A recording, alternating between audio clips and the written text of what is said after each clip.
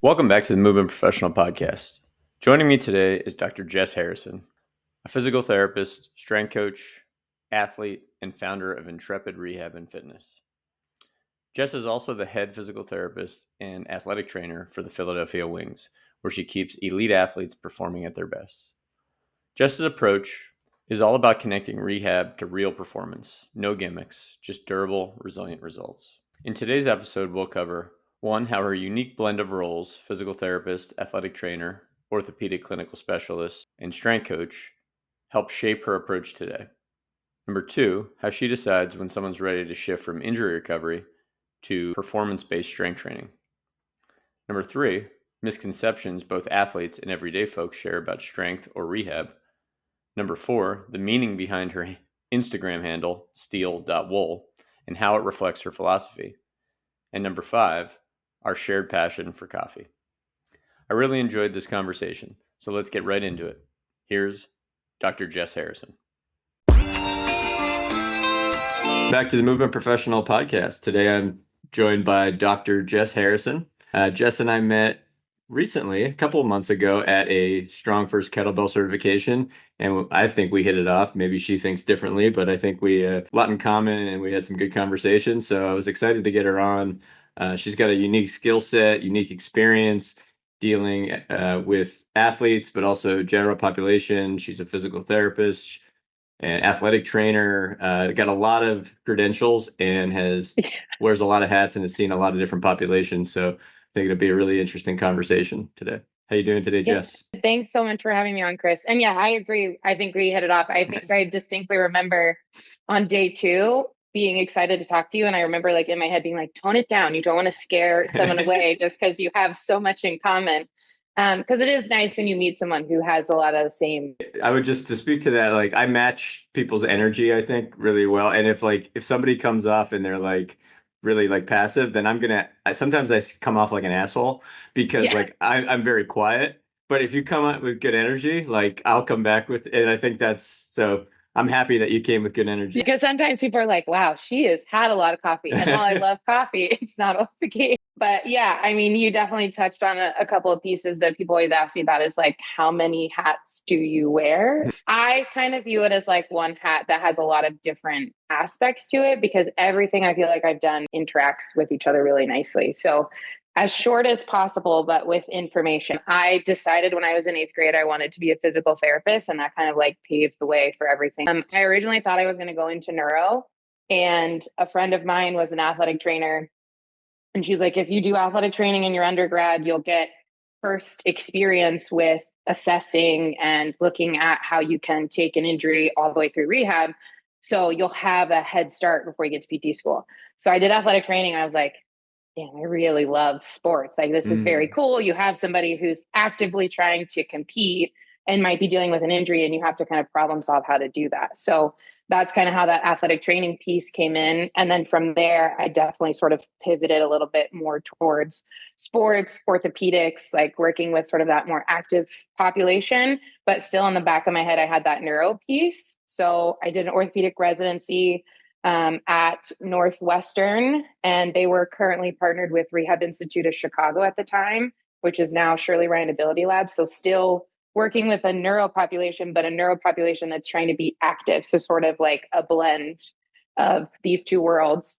And then following that, after moving to Philly, I worked in NovaCare, working a lot of orthopedics. So had that general population piece. And finally, in the last few years, was able to come back around for athletic training and work with our professional lacrosse team, the Philadelphia Wings. And now I'm in private practice on my own and working at a gym with the strength coach credentials, which I picked up to help my physical therapy practice. And then I fell in love with strength training. So it is sort of like a web that I've woven here, but to me, it all fits together. So, I mean, I know you kind of have a similar path with your strength and your physical therapy side. Just listening to that, it sounds like you're living the ideal dream of the people that get into physical therapy school, at least if they come from an athletic background. And I remember, like, we shouldn't assume that there's a huge difference in physical therapy scope. There's those that are sort of more the caretaker side, and there's more that like really want to work with athletes. And I remember being at the University of Scranton, and our professor asked the whole class like why they got into physical therapy school. And like half the class was like because they were an athlete, and half the class is because they took care of like an elderly loved one, and they connected the Yeah. dots more towards that. But it's just interesting. I think if you're coming from more of a sports training perspective, you want to be working with athletes, you want to be working with the team, professional athletes. That's what you're Yeah. doing. But you also love that fitness side of things. You're getting into strength training and running your own business and kind of seeing it all. And I think the neuro and the orthopedic piece often kind of get mixed up as if they're very separate. But the connection there, I think, especially when you're looking at like human movement, is having that background in neuro could just really helps with everything orthopedic. And I think it's almost like an unnecessary distinction to sometimes talk about like orthopedics versus neuro because we need it all for movement. So it sounds like Yeah. you're just living the dream, really, for what I Yeah. remember wanting to do when I got into PT school. Very cool. Yeah, I mean, I really enjoy it, and that's a big piece of why I think I made it to where I'm at now is what you said, where so many times people want to separate neuro and Right. separate ortho and separate sports, and I don't think you can, or I don't think you should really, Yeah. because what ends up happening is you have this population of neuro where they're like, well, they have a neuro issue, so we're not going to strength train them, when really there isn't a person in my mind that I can think of that shouldn't be doing some level of strength training. Maybe we're not loading up 300 pounds on a bar for like our 60-year-old stroke patient to Right. deadlift, but that 60-year-old client that has had a stroke can still do a deadlift and still Right. benefit from that. So that's where I was like, I don't think that we're approaching these things the way that we should. It should be a little bit more symmetrical Absolutely. across those different diagnoses. And I remember that in school. I'm old enough to remember like when the idea of functional movement was new, right? Mm-hmm. And it was like sort of like revolutionary to even like talk about it with the FMS world and things like that. Now it almost seems old if you talk about it. It's like it's Yeah. old hat. But just the concept there is like when we first learned about it, it was a lot of like breaking down the developmental sequence, which is Mm-hmm. is very much like a foundation of pediatrics when we learned that in school. And it also is tied into neurology because, like, if you're learning about pediatrics, you have to sort of learn about neurology because Right. infants are all nervous system, right? They don't have Yeah. as much voluntary action yet. So you're learning about these things together. But the thing that was always useful, I thought, about those education processes was it had to be movement first, right? The developmental sequence is a position, a Mm-hmm. transition. It's a movement that you're talking about first. You're not really breaking it down into like isolated joints and muscles because it's just not Right. useful in those scenarios. And the same thing when we're looking at neuro, when we were talking a lot about motor learning, and as a therapist, we would break it down from if you had a neurological disorder like a stroke or something of the like, where it was like very obvious that there was going to be physical deficits that were coming from the higher levels of the nervous system. But Mm-hmm. it always started as like movement first. We're just deconstructing gait. We're trying to deconstruct Yeah. someone's ability to get up and down from a chair, get up and down from the ground. And I think it was a natural like extension to get into these things with fitness and then even just general orthopedics. The problem with Mm-hmm. orthopedics was we always like broke it down into the individual structures and we Yeah. forgot to put it back into the movement. You know what I mean? So Yeah. this idea, like having that background from neuro, a lot of times it helps you become a better teacher of movement because you were already starting with understanding movement and where like the nervous system fit in there.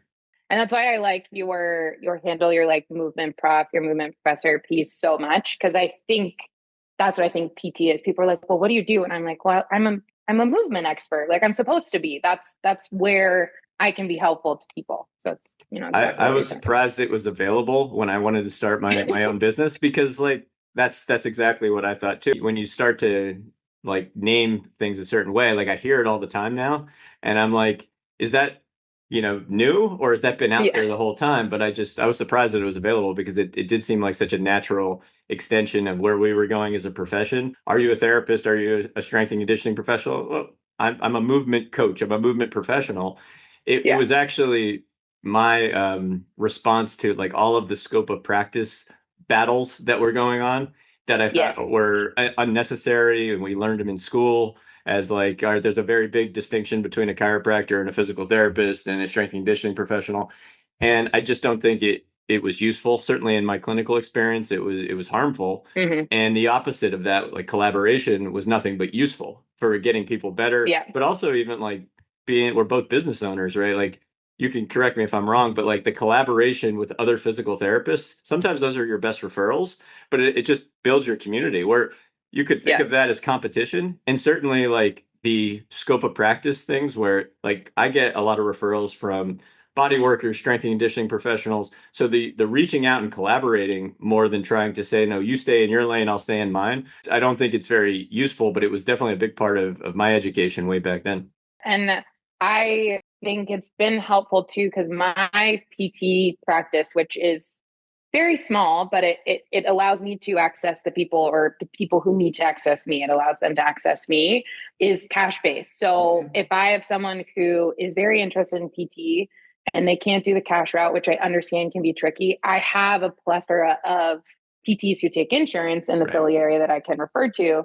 And on the flip side, those physical therapists have sent people to me because in Pennsylvania, we can dry needle, but not Right. all corporate companies will let you do that. So I have some clients who come to me from an insurance practice coming for dry needling. And so there is that cross collaboration in physical therapy Yeah. where you can only access certain things at different pieces, but the collaboration is nice. I've even emailed people and like, I know we were colleagues before, but I don't have colleagues now and I need another brain to pick. So it Right. definitely is how you put things together, I think, in the best way. Absolutely.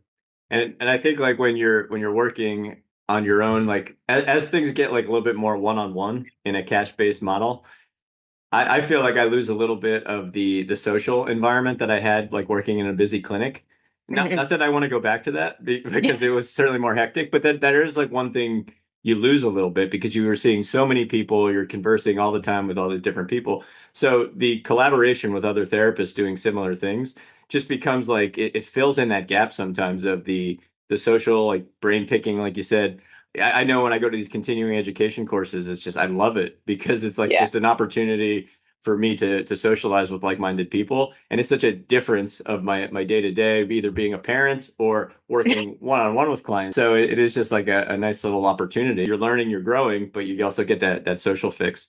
And you never know like what con ed courses someone else has taken. So I've learned so much Exactly. from the professor. 100%. So working with a professional sports team, and then also, working with more like your general client, what are some of the biggest differences that you've noticed that you see, and like maybe some of the misconceptions people have about like working with a professional team versus, what the standard thought is? So I think the biggest thing that was very glaring to me from a Gen Pop perspective was most people think that once individuals are over a certain age, they don't need to be pushed. And I'm sure that's something that you're familiar with. And it's, yeah, you might not push them the same way as your competitive athlete, but they still need to be loaded. They still need to be pushed. So I think that we're heavily underloading a lot of Right. the Gen Pop. And you might need to frame it a different way. Like little Miss Mary doesn't care if her sprint is back up to 80%, but if she loads her squat, she can get out of her chair, which means she can get outside and walk with her neighbor, you know? Right. So I think that was the biggest thing that sort of hit me when I was in Gin Pop more throughout my career.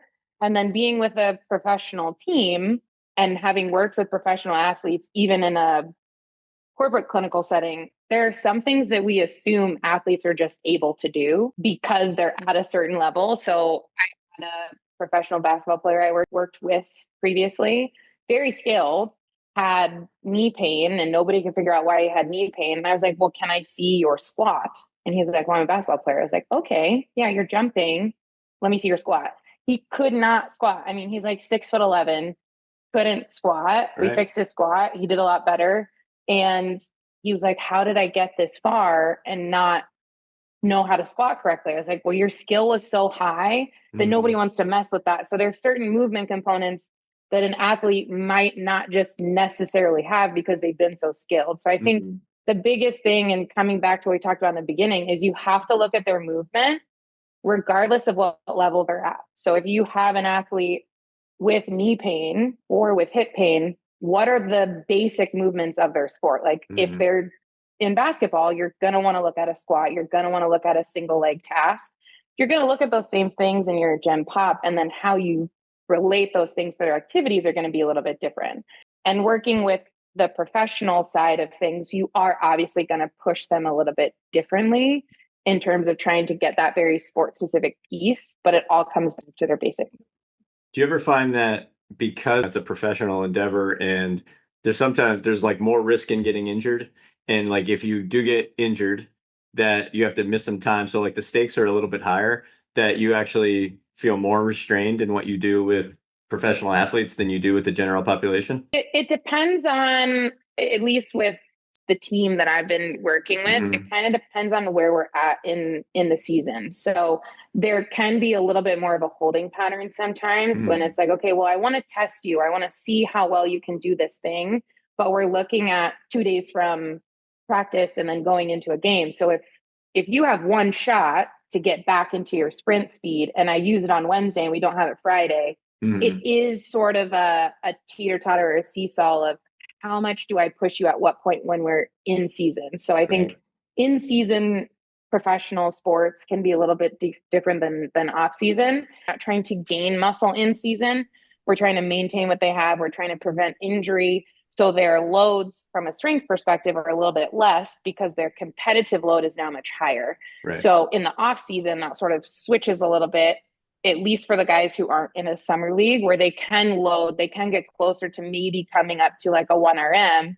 And then, 4 to 6 weeks before season starts, they work back on their trajectory to increase for cardiovascular sprint speed back into that holding pattern again. So I do think there are components where you are a little more restrictive in an athletic setting because you have to be really respectful of where they're at compared to practice, compared to what game. Is it a really big game? Not to say that not all games are important, but if you're playing the number 1 seed versus playing the 12th seed, right, that could be a bit different on who they're going to put on the field. So who they need versus who they don't.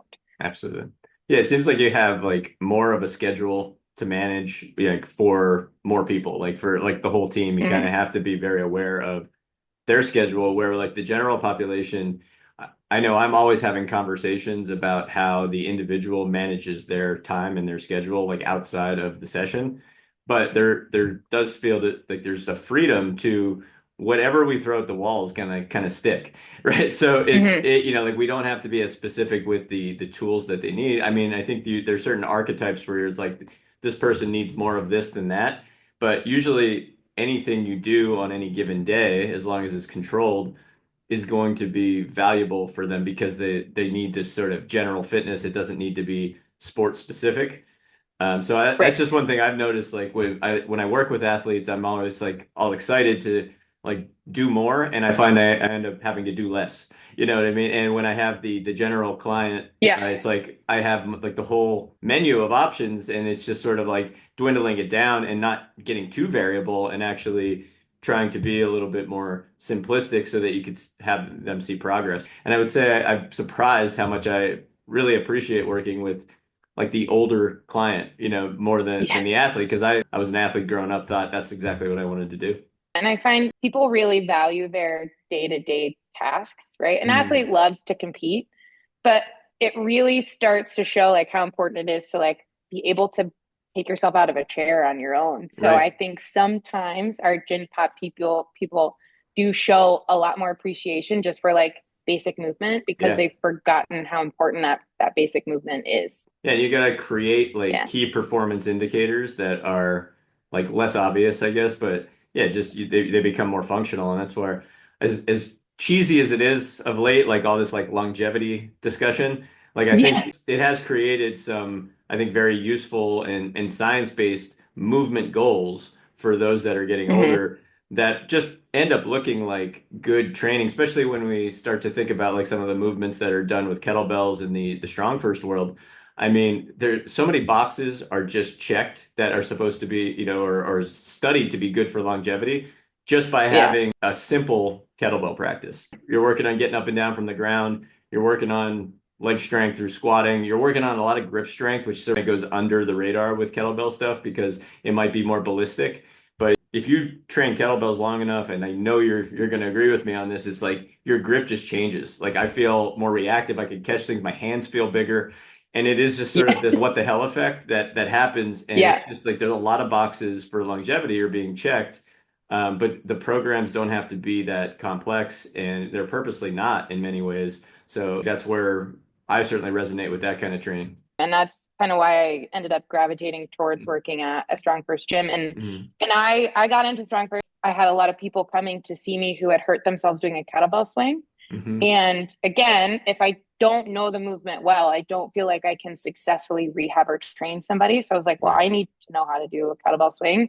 And so I trained for my Strong First cert, and now here we are. Right. And I think the other thing that's really appealing with kettlebells is you can have one kettlebell and have an entire full body workout, which now 100%. people who are overwhelmed by Hmm. trying to do a regular workout program, I'm like, oh, you need one bell, and I can show you a lower body, an upper body, a core, and some conditioning. You got a bunch of different things you can do with one thing. And now it's very accessible to all people at varying levels. So yeah, it's a very exciting tool. And I try to not get overly excited because then people think I'm just like drinking the Kool-Aid. You're But right. if it works, drink it, right? Like Absolutely. And I mean, it's one of those things like if you're not drinking the Kool-Aid, you probably haven't tried it. You know what I mean? It's yeah. like, and certainly like there are things that are said by certain leaders of any type of movement community that you're going to agree with some, you're not going to agree with at all. But I think Yeah. the movement practice speaks for itself, and especially when you get Hmm. into the community of other people that are doing the same thing, they're kind of hitting the same standards, and you just see like what's possible. Like there's an obviousness in the growth that happens. Like just having to train for like the SFG1, I remember doing that, and it was like the hardest thing in the world to do like the snatch test, which is 100 Hmm. snatches in 5 minutes, and it's just felt like this bell's way too heavy for that. Like I just Yeah. couldn't conceptualize it. And now it becomes like a little bit more of a warm up, and that's not like tooting any horns. Yeah. Like everybody who's gone through this process will say the same thing eventually, where it's always like a little intimidating when you have to do it because somebody's watching you. But like there gets Hmm. to a point where it's like I don't really need to warm up. I certainly don't have to be anxious for a couple months about it. And it just Yeah. becomes like something that your body is able to do.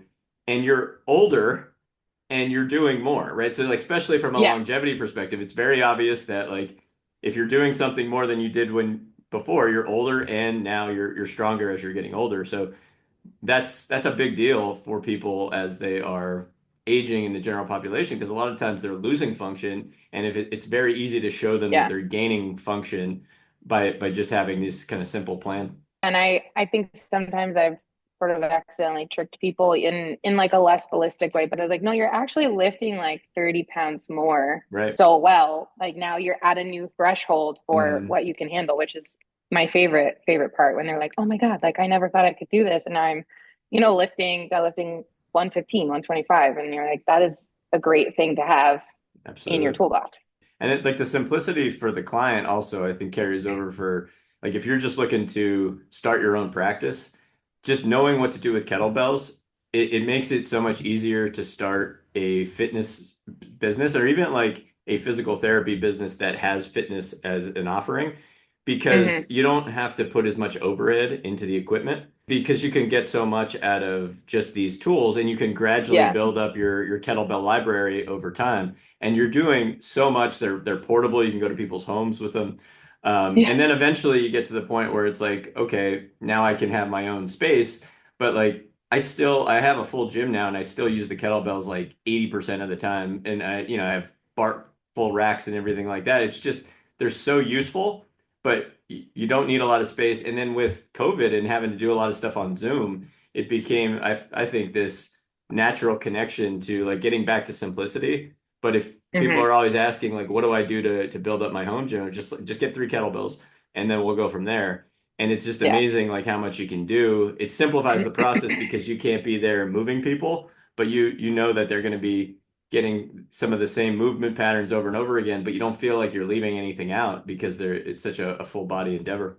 Yeah, it's a great tool. It is definitely my favorite tool by far to Yeah. use in a rehab or fitness setting. I get very excited about it. Yes. Do you use strong first principles with your professional athletes, or do you feel like you're not, that's sort of separate? So I feel like my strong first principles I sort of fall back on across all my professions. Hmm. the thing that becomes a little tricky, and I don't think this is just a professional athlete setting. I think this has to do, even if you have somebody who is, they consider themselves an athletic person and they have some level of knowledge, they didn't go through the whole cert weekend like us. They didn't see all of those things in terms of like tension building and how much that can change your overhead press in just like a 3-second period. Right. So when you try to break it back down and go back to those foundational skills and those foundational components, sometimes you're like, oh yeah, I know this. Like I've been lifting for years. I'm like, yeah, I was lifting for years too. And then I realized that I've been deadlifting incorrectly my whole life until I took a class or a cert where it talked about building tension and really learning how to use your musculature to support the movement that you're doing. Yeah. So I try to use those concepts across my athletes as well as Gen Pop and into the professional world. But it just depends on at what point am I trying to implement it? Is it going to resonate with them? Are they going to use it? So some of them have really taken off and do a lot of kettlebell work. Others are like, I like the dumbbells. I want to stick with that. Right. And I only push so much because, you want to have them trust you and you don't want them to feel like you're going to try and push just one thing. Because there are a lot of ways to do the same thing and it doesn't mean you're doing it wrong. It's just different 100%. approach. Yeah. But I'm slowly trying to trick them all into being strong first people as well. Now, yeah, I was curious because I think the people that I know that are in like the general scope of fitness, I feel like it's almost like you see a little bit of divide between those that work with like high level athletes and then that are more in the strong first community. And it's like there's sometimes like an unnecessary distinction being made where it's like this, this isn't for athletes or something like that, or it's just maybe it's a little bit too dogmatic or things like that. I just think like if you anything can be too dogmatic, but if you take your principles and the more you make it principle based, like you could fit it into anybody's program and planning. Yeah, of course. So yeah, I do try and use those throughout because I think they're a hallmark of a really good practice or a really good program for anybody. Do you are you the ATC and the physical therapist for the wings? Do you wear both hats there? Yeah, pretty much.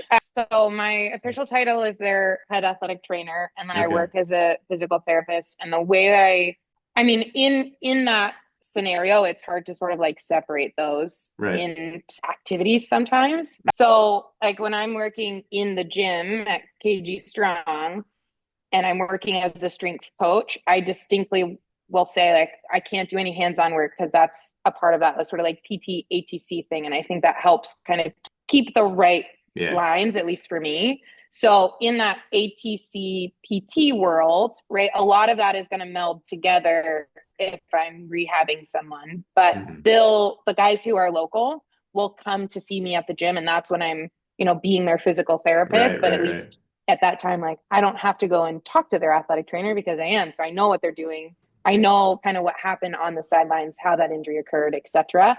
So that's definitely a lot more gray in terms of when am I being what for them. Right. And I think the educational background is pretty similar, right? So athletic trainers are going to get a little bit more of that sideline training. And I had to take an EMT class to go through my athletic training in undergrad. That's not something I had to do as a physical therapist. Right. But some of the rehab principles that go really in depth in physical therapy school didn't get all of that in athletic training because we're doing more of that return to sports side. So there's a give and take on both sides. But you're basically seeing people like on the field, if there's like an on the field injury, that's you, and you're also return to play. Are you kind of wearing both of those hats? For return to sport, so it's myself, my assistant athletic trainer, and then we have the two team physicians who are orthopedic surgeons. So they help manage everything as well. So from an athletic training scope, anything that I'm sort of implementing has to be signed off on by the physician. So even that return to sports side, I'm doing that in collaboration with our physicians. So in terms of our structure, is a lot of times I'm sort of running past our team physician, like, hey, we're at this many weeks post-op. This is kind of protocol-wise where we think we should be. This is how so-and-so is managing their pain or their activity, or these are the, strengthening exercises I've been able to put them into and they don't have any issues. these are the next proposed steps. If you're on board, we can implement it. If not, we sort of backtrack. So it can be kind of fluid, but it is back to that same sort of collaborative umbrella to make sure that we're hitting the right boxes to go from injury back to the field. Beautiful. All right. So your handle on Instagram is steel.wool. Explain that to me. Yeah. It's a cool vibe. I'm glad that you like it. It sort of happened as kind of a joke. Mm. And I just sort of ran with it. So I think some of it is a little personal in that, like, I am not a small human by any means. So, I mean, you and I have met. People who are listening to this have not met me. Like I'm 5'6", 5'7". On any given day, I'm somewhere between like 190 and 200 pounds because I've always just been like, I take up space. My dad's Right. 6'2" Australian man. My mom's 5'5", and they've both been very athletic. So I've always had this struggle of, how does my body shape fit in? And so when I went to my Strong First Lifter certification in San Diego, it was the first time I met Doc, and it was a small group. There were 7 people. I think there were 5 of us were women, and all the other women were like barely 5 foot, like Mm. very strong, very badass women, very like welcoming, but I literally felt like a giant. And so at one point we were just sort of, you know, joking around. And I was like, well, I like to say, like, I don't want to say I'm fat, right? I know that I have muscle, but I'm like fluffy, but I'm strong. And I was like, it's steel wool, it's not cotton candy. And so I was like, oh, that's actually like a great sort of approach to things. It basically was just a way for me to kind of embody, like, you can look however you need to look and in the time and place that you're at, but that doesn't mean you're not strong. That doesn't mean you don't fit into an athletic standard. Like, Right. you can make your own athletic standard in whatever you need in life.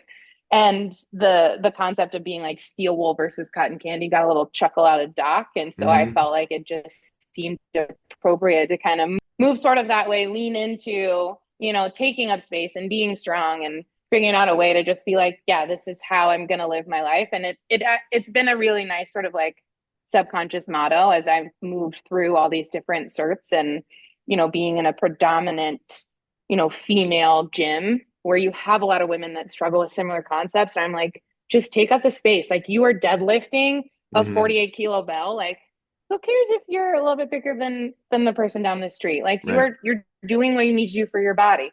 So that's kind of a long way of saying, like, that's how I got to my steel wool handle, because it's, as long as strength is the basis of what you're doing, I think you're going to be all right in Yeah. life, right? So as long as you have components of strength training, you're kind of set. So enjoy it and be strong, and then you Yeah.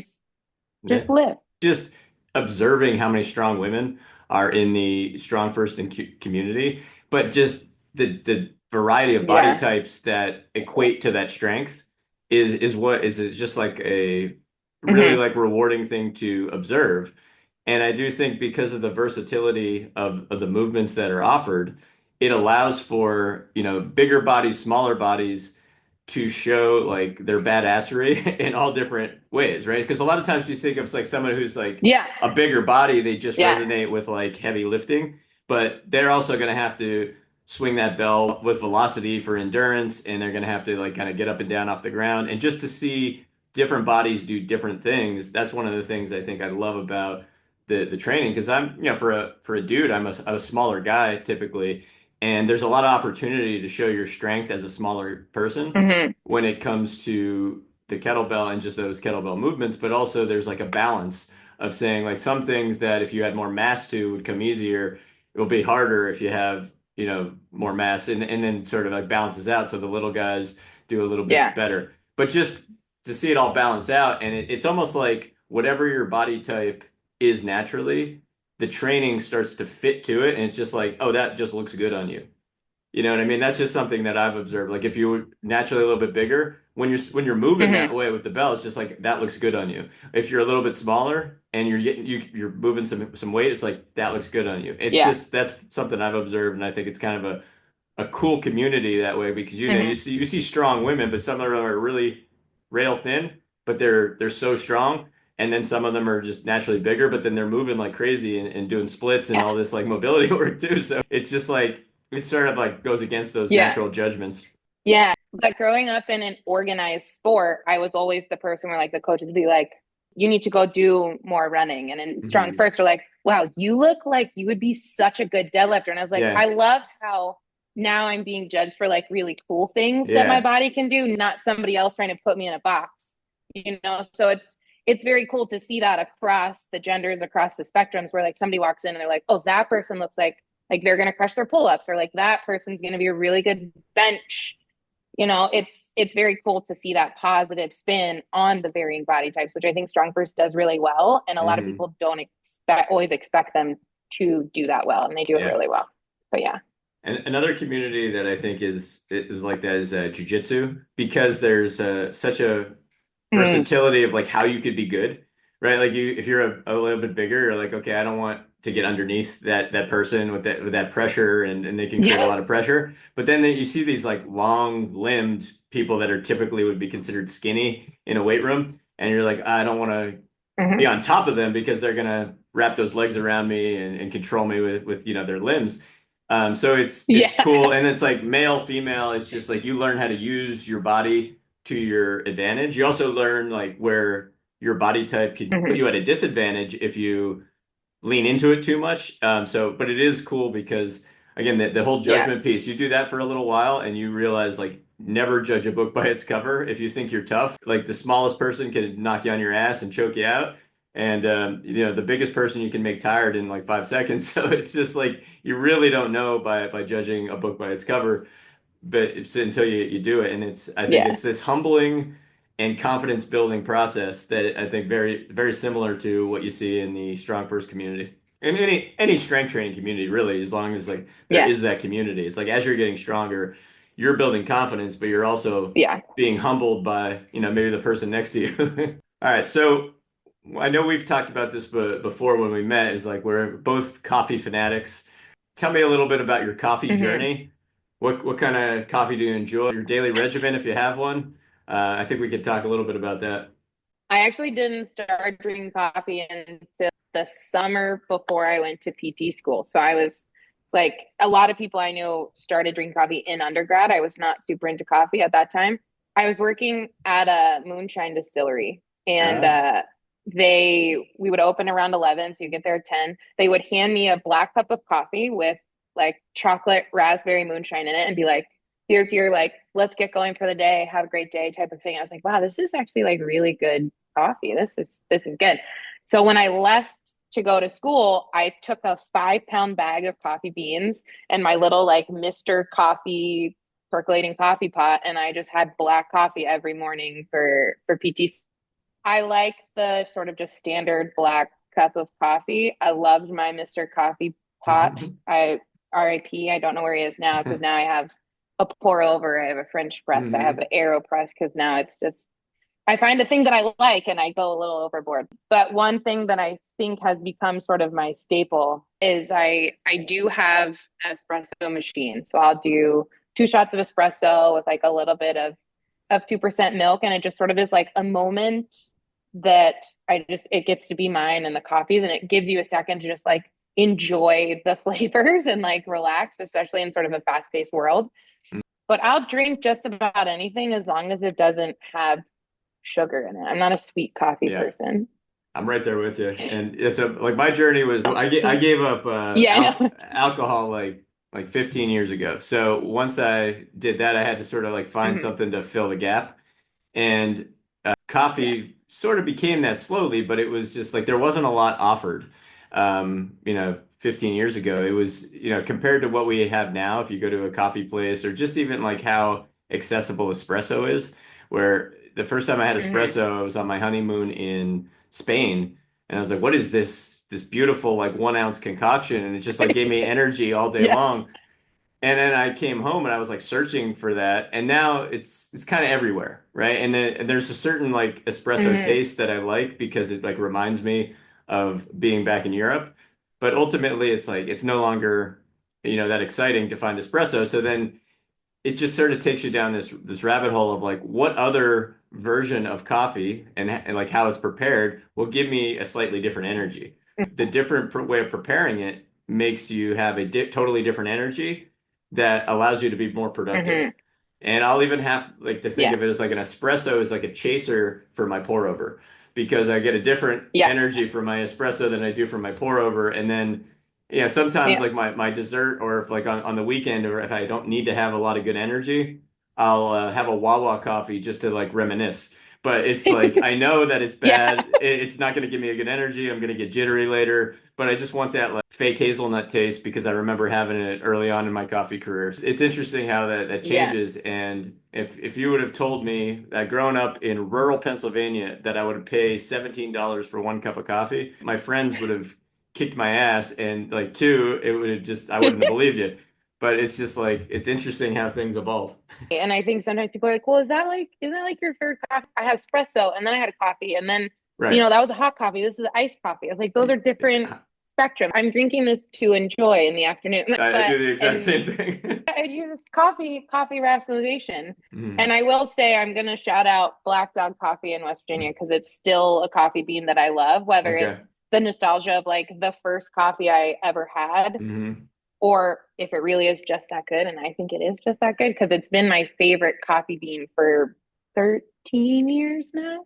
All right. Well, I'll have to check that out. I So think did I, you gave me some of that. and I don't Yeah, it was remember if I good. gave you the Guatemalan or the Costa Rican, but I can bring you some other stuff because the one that you gave me, the bourbon Yeah. coffee beans, fantastic. That's Char and Yeah, Stave. So when you come hot visit me, contender. yeah, when you come visit me in Ardmore at my clinic, we'll go for coffee there. That's Char and Stave. That's a whiskey and coffee place, but they have like, they distill Hmm. the alcohol and they, brew the coffee. So they sort of mix the two with that. There's no alcohol in it or I wouldn't drink it, but it does give you a little kick that you just have some bourbon in your coffee. Yeah, And it's uniquely good. So that's like one of my favorites.